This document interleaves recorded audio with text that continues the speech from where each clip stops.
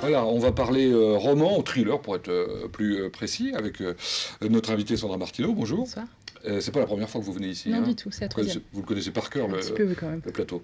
Et en revanche, pour vous, c'est la première fois. C'est la première fois, oui. Tout à fait. Thomas Duchesne, Bonsoir. du CPIE. Du CPIE. Ça veut dire quoi, CPIE? Le Centre permanent d'initiative pour l'environnement. Très bien. Vous êtes bénévole là-bas. Je suis bénévole. Administrateur Administrateur, bénévole. et artiste. Oui, on va dire ça. Bon, photographe en tout cas, c'est sûr. Photographe, voilà. Et vous allez nous raconter ce que c'est que cette expo sur les milieux humides. Ça paraît toujours bizarre. Milieux humides, bon, c'est beau, c'est très beau. Et c'est à la Flèche, au Château des Carmes, à partir du 12 À partir de vendredi. Non, de ce vendredi. Très bien.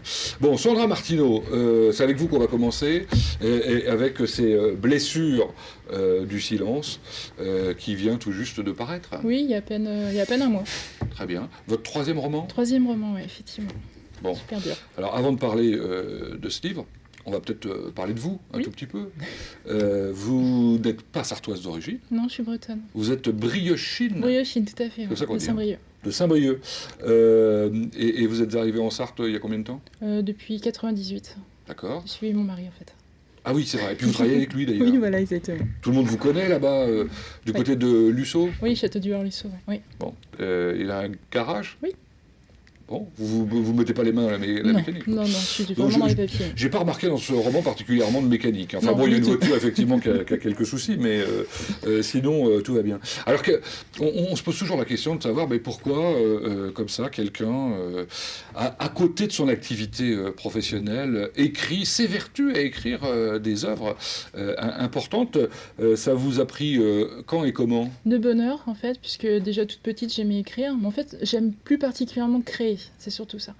Et donc à partir de cette création, les mots sont venus s'enchaîner les uns après les autres. Vous aimez créer, attendez, alors, avant de parler du coup Alors, de la création de mots, que vous créez quoi? Créer des histoires, créer aussi au niveau art plastique. J'aime bien me triturer avec les mains, faire des choses. Donc ça se développe de plus en plus. Faire de la photo, par exemple. Alors oui, je vous ai demandé, c'est pas vous la photo? Non, c'est pas moi, c'est pas moi. C'est mignon. Une photo, ouais. Bon. Qui a une importance aussi dans l'histoire. Donc, Absolument. Ouais.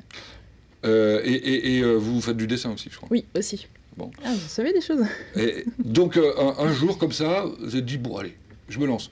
Non, vous avez peut-être fait quelques petites nouvelles. Voilà, j'avais fait des nouvelles, j'avais écrit un scénario et. Scénario? Oui, tout à fait. Ouais. De film? De film, de téléfilm, on va dire plutôt. C'est plutôt une version téléfilm qu'une durée film. C'est intéressant ça. Oui, tout à fait.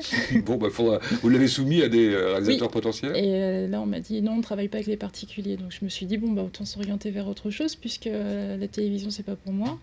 Donc c'est là que j'ai décidé de me lancer dans le roman. En fait. La télévision, c'est pour tout le monde. Je voudrais le dire quand même. Tout le monde peut s'y mettre un jour. La preuve, c'est que j'y viendrai peut-être un jour. On est là pour ça, en quelque sorte. Et donc, vous avez écrit un premier roman, Confiance aveugle. Oui, il est sorti en 2010. 2010, chez Livre Édition.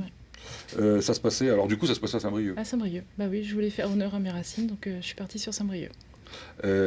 Puis, deuxième roman. Promotion en enfer. Donc là, on part sur les îles Fidji, parce que j'avais besoin vraiment de créer une atmosphère et puis des conditions particulières pour cette histoire. Donc je me suis vraiment expatriée le plus loin possible. J'avais besoin aussi d'intempéries sévères pour ce livre. Donc d'accord. C'était l'idéal. Je n'ai pas lu, alors je ne sais pas. Bon, en revanche, le Blessure du silence. Alors là, du coup, lui, je l'ai lu. Oui. Édition Sixto, collection Le Cercle. C'est du thriller. Et alors, ce qui est intéressant, c'est que du coup, ça se déroule ici en Sarthe. Voilà, exactement. Et j'allais dire, ça se déroule dans un endroit, enfin pour une partie en tout cas, qui a fait les feux de l'actualité il y a quelques jours, puisque c'était la fête du 12 à... Et on est parti sur la même période. C'est ça? Oui, voilà, exactement. À Laverna. Oui. Bon. La commune où j'habite en fait. D'accord. La maison. Non, c'est pas la mienne. C'est la vôtre? Bon, d'accord. Bon, l'histoire en deux mots. Ce qu'on peut en dire, parce qu'évidemment, dans ce genre d'histoire, il ne faut pas trop en raconter. Parce il y a des choses qui. Oui, voilà, exactement. Donc, Alice, une jeune femme qui quitte son compagnon, se retrouve sur les routes pour aller justement en direction Laverna et elle disparaît. Donc un journaliste se prend de mener l'enquête pour développer un petit peu sa carrière. Et au fur et à mesure qu'il évolue dans ce qu'il trouve, se rend compte qu'il y a des liens avec sa propre famille. Bon, Voilà, c'est très bien résumé, le pitch est parfaitement fait. Et alors, donc, tout ça, ça se déroule entre Le Mans et Laverna, enfin, surtout au Mans, quand même. On bouge quand même un petit peu, hein. On part aussi sur Écomois, il y a des... Ah il y a oui, des c'est vrai. petites- Oui, hein. Ah, j'oubliais. Oui. J'oubliais, oui. Et puis alors, il y a les personnages, quoi. Oui. Il y a le personnage de la policière, là. Ah oui, elle a une drôle d'histoire, cette fille. Ah bah, elle est étonnante. Cela dit, on a envie de la rencontrer. Hein. Bah, là-bas, c'était un homme, hein. C'est vrai? Ouais. Et c'est un client qui m'a fait changer, le prénom parce qu'il m'embêtait. Je lui ai dit fais attention, tu vas te retrouver dans un de mes livres. Et il s'appelait Tony. Et je me suis dit comment intégrer un Tony dans mon histoire parce que je voulais pas le mettre dans le rôle du policier. Et puis au fait, voilà, c'est venu que je me suis dit Tony, ce sera une fliquette finalement et elle sera homosexuelle. Et là, j'ai trouvé un personnage, d'un changement de prénom, j'ai attribué à un personnage des caractéristiques auxquelles je ne m'y attendais pas. On n'imagine pas quand on va chez son garagiste que le fait de discuter comme ça peut faire naître Oui, non, il s'y attendait pas. un personnage. Il s'y attendait pas du tout. Et quand je lui ai dit, ça y est, t'es dedans. Et puis en plus, plus tu m'embêtes et plus elle boit, comme qui dirait. Et il me dit, c'est une femme. Je dis, oui, c'est une femme. Alors de rebondissement en rebondissement dans cette histoire, ça se lit véritablement d'une traite, les blessures du silence. On passe un moment vraiment très agréable. Je crois savoir que certains vous l'ont dit ça déjà. Oui. J'ai déjà des lecteurs qui l'ont dévoré dès sa sortie et qui sont venus me rencontrer sur les séances de DICAS pour me le dire justement. Alors ça veut dire qu'au bout de 3 livres, vous avez déjà de fidèles lecteurs. Oui. Bah, c'est plaisant. Vous étiez au Leclerc, je crois, de la Flèche, j'ai lu ça sur le Maine, oui. La semaine dernière, c'est ça? Oui, tout à fait. Puis, et là, les gens viennent vous voir. Oui, aussi, ouais. C'est agréable de voir des gens qui ont envie de découvrir, de voir des gens qui ont déjà découvert et qui veulent suivre, et qui attendent le 4e maintenant, donc ça met un petit peu de pression aussi. Hein. Mais non, mais c'est... Alors comment on fait, justement? Vous dites ça met un peu de pression parce que c'est un travail, quoi. Oui, c'est des heures et des heures de passer. Faut l'écrire, puis après faut corriger. Faut corriger, faut surtout être sûr de ce qu'on a envie d'y mettre. Et des fois, c'est des petites impulsions qui arrivent comme ça. Je parle toujours de l'histoire du sex shop, mais c'est à découvrir dans l'histoire. Et c'est un mot qui m'est apparu comme ça, je sais pas pourquoi. Et j'ai travaillé autour en me disant qu'est-ce que je peux créer autour de ça. Et puis finalement, vous avez vu ce qui s'est passé. Je m'en souviens plus très bien, on va dire, cette partie-là. Mais il va falloir le relire. Il va falloir le relire, effectivement. Mais en tout cas, une chose est certaine, c'est que justement, on passe tellement de rebondissement en rebondissement qu'on en oublie probablement certains éléments. Bref. C'est plus que sympathique, les blessures du silence. Vous espérez en vendre combien? Alors là, après, c'est les lecteurs qui feront le nombre de ventes, hein, comme qui dirait. Hein. Mais non, je pense que c'est un bon roman. Je l'appelle le roman de la maturité parce que je vois moi-même que j'ai évolué au niveau écriture et au niveau histoire. Donc je pense qu'il plaira. Après, voilà, c'est les lecteurs qui feront leur choix. Hein. Encore une fois, ça se lit vraiment très agréablement, très facilement. On passe, il n'y a pas de... On ne heurte pas sur des... Oui, voilà. C'est ce que je voulais aussi, une histoire qui plaise et que les gens aient vraiment envie de s'y plonger sans vouloir lâcher le livre. Vous revenez souvent sur votre récit pour refaire des passages En fait, j'écris pas à suivre. Donc je vais vraiment là où les idées me portent à ce moment-là. Ah bon, vous pouvez écrire un morceau d'histoire à un moment et vous raccorderez après avec l'autre. Exactement. C'est pour ça que... C'est intéressant. J'appelle ça des petits wagons en fait. J'écris un chapitre comme une séquence de film et après je m'évertue à trouver l'idée qui pourrait la raccorder à une autre séquence. Bien. Et sa force imaginaire en même temps. Sandra Martineau, les blessures du silence, on le trouve dans n'importe quelle bonne librairie? Oui, tout à fait. En Sarthe? Oui. Là, j'imagine que vous allez participer à quelques autres séances de dédicaces. Oui, bientôt. donc déjà samedi, je serai au MacPress de Saint-James-sur-Sarthe. Samedi? Samedi là. Et le samedi d'après à Auchan, puis ça continue jusqu'à mi-décembre. Vous serez aux auteurs près de chez vous, chez Nadine en Guerre? Oui, tout à fait. Avec moi? Fidèle rendez-vous, ouais. C'est sympathique, hein? Ah ouais. Puis Nadine est exceptionnelle, donc... Elle va être contente si elle nous entend. Merci Sandra Martineau. Allez, on parle maintenant de l'expo.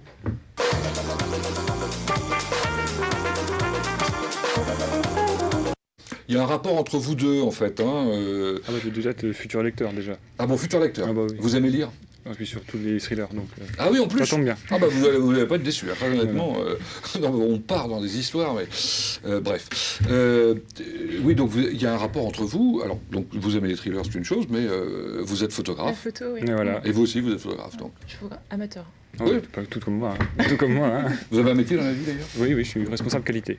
Très bien. Voilà. Et alors, responsable qualité qui a un sens de la préservation des milieux naturels. Oui. Là, en l'occurrence, vous venez nous voir parce que le CPIE organise une exposition qui s'intitule Zones humides, espace entre la terre et l'eau. Oui, tout à fait.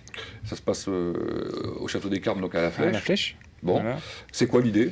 L'idée était au départ de réussir à réunir des artistes, on va dire, régionaux, parce que ce ne sont que des personnes de la région, autour d'un thème commun. Donc là, c'est les zones humides, et de réussir à montrer la diversité qu'on peut avoir sur un seul thème, la diversité du travail Artistique. artistique. Oui, parce que là, il y a, alors, autour. on va essayer de les découvrir les uns après les autres. On aura d'ailleurs quelques petites illustrations pour voir un peu ce que les uns et les autres font. On va commencer par vous, hein. Seigneur tout honneur, Thomas Duchesne, donc vous êtes photographe. Vous, c'est la photo macro, hein, Alors, votre spécialité. Au départ, voilà, c'est la photo macro qui m'intéresse principalement, mais j'aime aussi beaucoup le noir et blanc. Donc tout à fait, donc de cette exposition, il y avait déjà d'autres photographes macro, donc je l'ai proposé des paysages en noir et blanc. Comme celui-là. Voilà, le marais de Guérande. Ah oui, d'accord.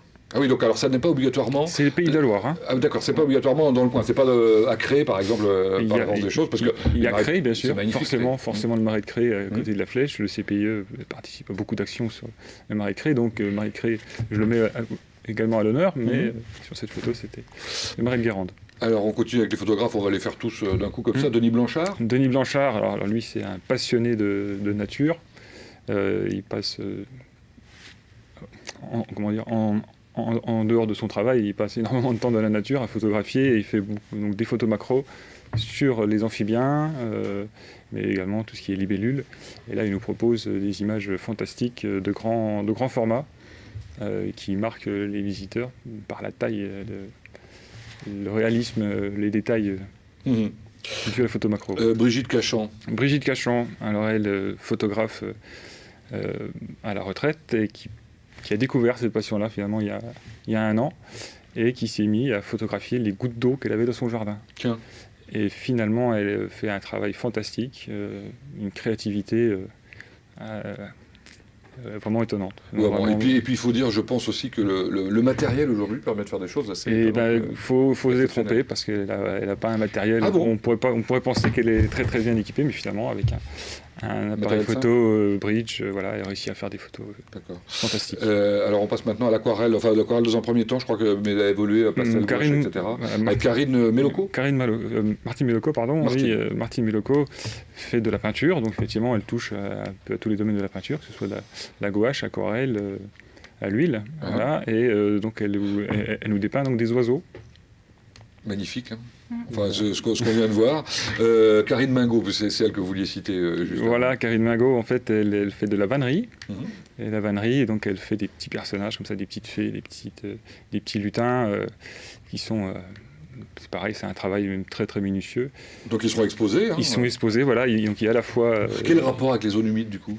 La vannerie, c'est quand même Il faut Oui, c'est les roseaux quoi. Enfin, la matière première. D'accord, bah oui, il faut une zone provient humide, bien évidemment, des je zones suis dur, humides. évidemment. Et bien sûr, et donc chacune de ces œuvres a un nom. Alors moins évident, alors bon, je suis d'accord pour là en l'occurrence le matériau de base. Pour Carolina Arroyo, la sculpture en fil de fer, là. Oui, mais il faut voir ce qu'elle fait. Voilà. Ah bon. Vous prenez une libellule. D'accord. Une libellule, la zone humide. Voilà, tout à fait. Donc elle, c'est pareil, c'est un travail fantastique. Et ce qui est vraiment étonnant, c'est la façon qu'elle fait ça. C'est-à-dire que c'est naturel, quoi. C'est-à-dire qu'elle peut très bien parler avec vous tout en bricolant ses petites sculptures. Et ça plaît beaucoup, entre autres aux enfants qui. Bon, il y a 12 petits insectes. 12 artistes. François Cudenec, François Cudenec est également bénévole du CPIE et qui co-organise avec moi, si vous voulez, l'exposition. Lui, c'est de l'aquarelle sur des oiseaux, entre autres. On va découvrir maintenant alors ça c'est une spécialité, hein, c'est photographe, mais de papillons. Là, il nous présente une de ses... C'est Joël Pilon. Joël Pilon, voilà. Il nous présente une de ses passions, qui est les papillons. Alors, il ne fait pas que les papillons. Il en trouve encore, parce qu'on a l'impression qu'on en voit de moins en moins. Oui, mais non, on en trouve encore, et il y a des zones... Est-ce que je me trompe ou on en voit de moins en moins quand même? Ça dépend. Maintenant, il y a quand même ça revient à force. Donc la biodiversité revient, alors c'est ça que ça veut dire. Voilà, si c'est bien géré, ça revient. C'est possible. Voilà. Bon, message d'espoir. Olivier Loire, alors. Olivier Loire, lui, c'est un illustrateur assez connu qui est angevin. Voilà, donc lui, c'est son métier, hein, d'être illustrateur, et donc lui, il croque sur le terrain. Et voilà, donc il nous offre des paysages en aquarelle. Qui sont vraiment crayons de vérité. Bon, il y a beaucoup de photographes, parce qu'il y a aussi Olivier Vanucci. Olivier Vanucci, voilà, qui est... alors lui, de par son métier, il est dans la nature tous les jours, et il travaille au conservatoire des espaces naturels sensibles, donc il est passionné de nature également, donc là, il nous offre quelques clichés d'oiseaux des zones humides. Une artiste bien connue, alors notamment autour de la Flèche, puisqu'elle y est installée depuis un certain nombre d'années maintenant, Joanna R. Elle n'est pas la Flèche, elle est plutôt du côté du Mans maintenant. Oui, elle était du côté de Saumur à un moment donné, etc.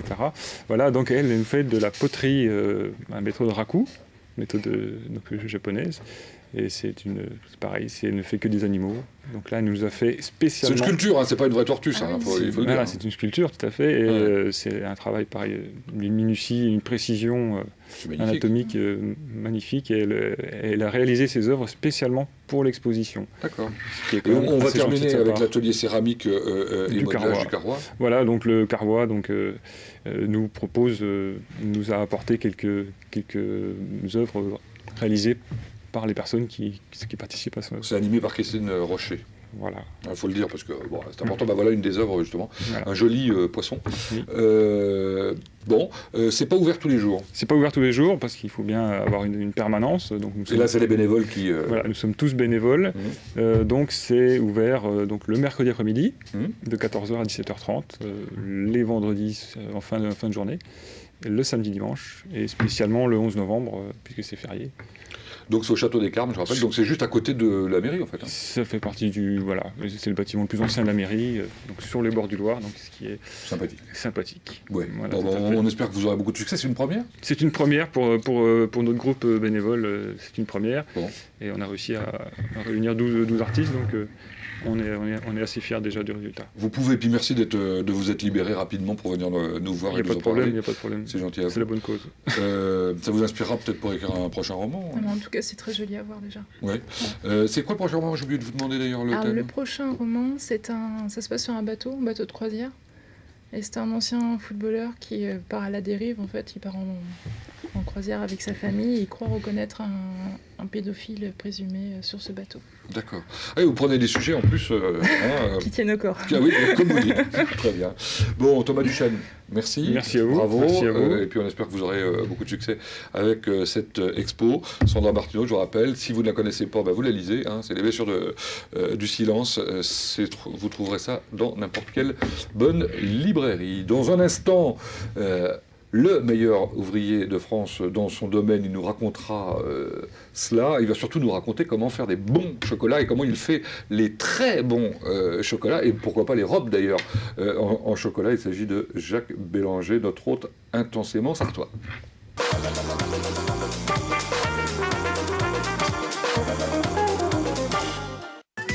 Partez au cœur des terres de France avec Auchan. Moi, j'aime les paysages, les visages, les histoires. Chaque semaine, je vous emmène les découvrir en terre de France.